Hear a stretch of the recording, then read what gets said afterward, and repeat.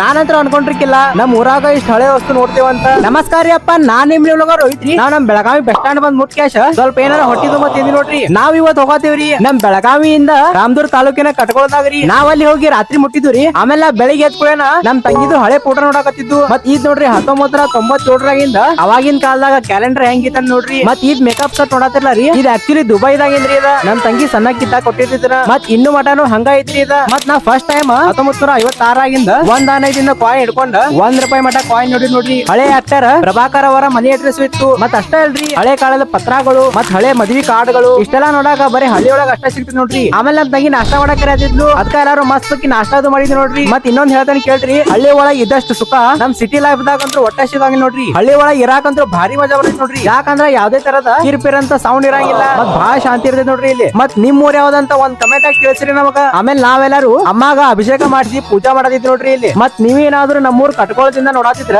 ನಮಗೊಂದ comment ಆಗಿ ತಿಳಿಸ್ರಪ್ಪ. ಮತ್ ನಿಮಗೇನಾದ್ರೂ video ಇಷ್ಟ ಆಗಿದ್ರೆ ಫಾಲೋ ಮಾಡ್ಕೊಳ್ರಿ ನಮಗ.